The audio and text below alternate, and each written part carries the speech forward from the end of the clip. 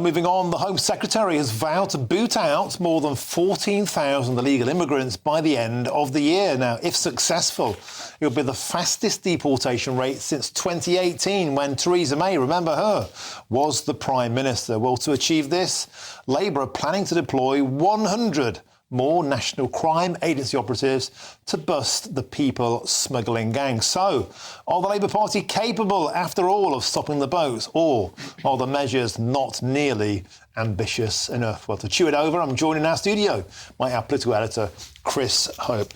Chris, so stop the boats has become smash the gangs. We were waiting for some detail. A mighty 100 officers have been assigned to this to crack down on 14,000. But I put it to you, 19,000 have arrived this year already via small boats. And when we spoke to our Home and Security Editor, Mark White, earlier in the show, he said it's about 1.5 million potential illegal immigrants are in this country at present. 14,000 to drop in the ocean. It is rather, and the Border Security Command, we are expecting and waiting for a leader to be established for that. 6 weeks, still no leader. Stuart Skeets, the general who had been running the operation down there in Dover, he quit after the election. We're waiting to find out someone to replace that. So they've dropped the Rwanda plan. To remind viewers and listeners, that was deporting legally arrived migrants from here to Rwanda and basically leaving them there, not allowing them back to the UK. That was dropped as a gimmick, despite the fact the Tories had flights ready to go. It was all in train, and hundreds of millions of pounds of our money spent on readying Rwanda to receive those migrants. The new idea is to be more aggressive with working with law enforcement of those on the continent.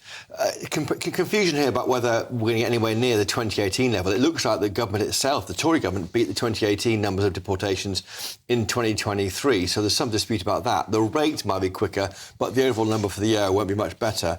And we are basically only going back to where we were in 2023, or anyway, if we get there, with this Labour government. So, yes, 100 new intelligence officers in the NCA is something, but it's nowhere near, I think, the scale of the resource we thought was coming. We thought 1,000 new officials in the returns unit, for example. That hasn't happened yet. So, yeah, things are just ticking on, but we're nowhere near stopping the boats, as you asked. And I've got to say, Chris, 100, I've been to bigger barbecues, but I digress. Tony Blair said before the election, make no mistake, Sir Keir Starmer has to get a grip on immigration, and particularly illegal immigration.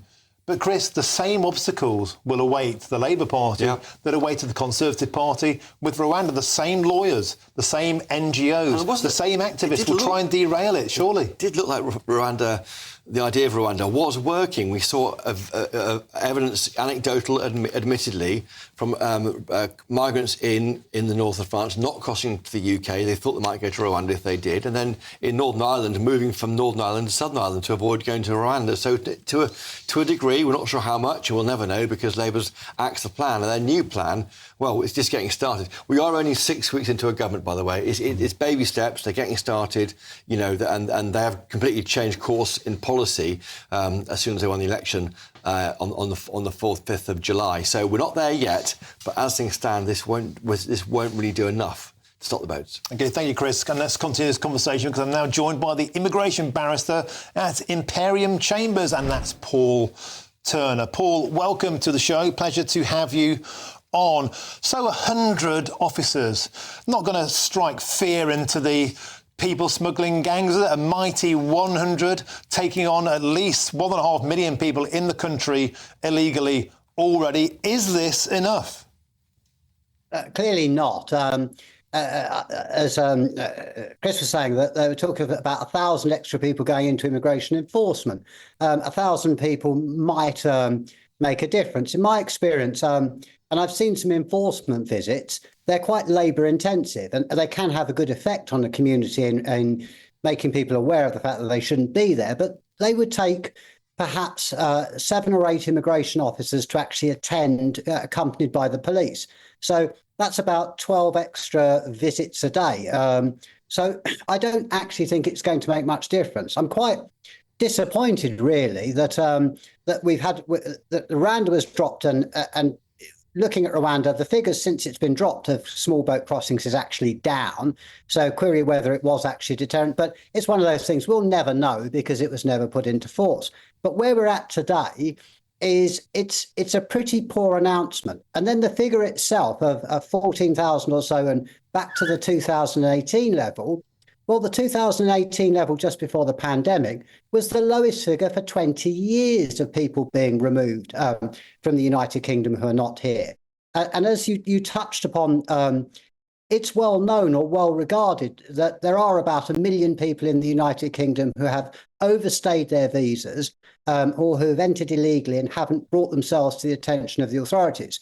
And they're obviously not doing anything other than perhaps working illegally and keeping their heads down. So with regards to the 19,000 people that crossed by a small boat this year, it's not going to make much difference. And even if they obtain the 14,000 target or they hit it, if there's 50 or 60,000 people claiming asylum each year, then all you're going to have is a bigger and bigger backlog. OK, Paul, can I put the same question to you that I posed to Chris Hope, our political editor, a moment ago? And that is this. The same barriers will face Yvette Cooper and the Labour Party that face Rishi Sunak's Conservative Party and their Rwanda scheme, as in the same human rights lawyers will be trying to block this, the same NGOs, the same charities, perhaps even the civil service themselves. Paul Turner, do you think that even with all the best will in the world, that this will actually lead to deportations? Or will the entire machine of resistance try and derail this, as they tried to derail and succeeded in derailing Rwanda?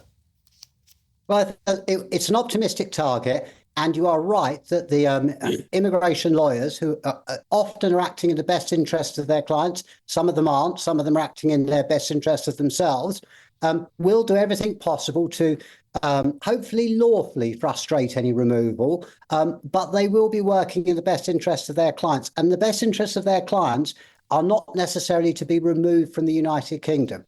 But there's one other thing, Martin, which is not being talked about, which is that I was looking at the figures for the small boat crossings, and the main country from where they come is Afghanistan.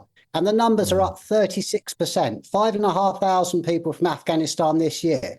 They can employ 1 million immigration enforcement officers. Unless they're going to use those enforcement officers to invade Afghanistan and put in a different government, nobody is returning anybody to Afghanistan in the near future. And nobody's saying anything about that.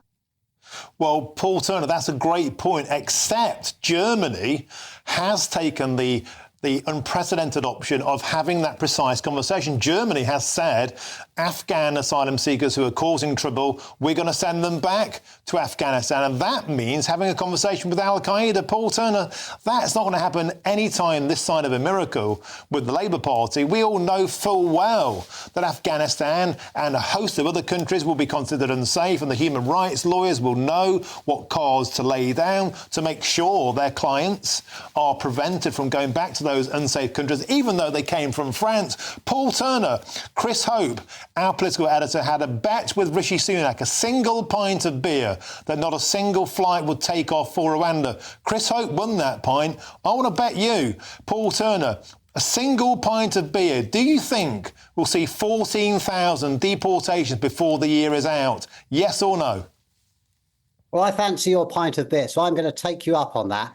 And the reason why is I think they're going to go for soft removals to countries such as Albania. But I tell you what, in 1st of January, we'll see who's buying who a drink.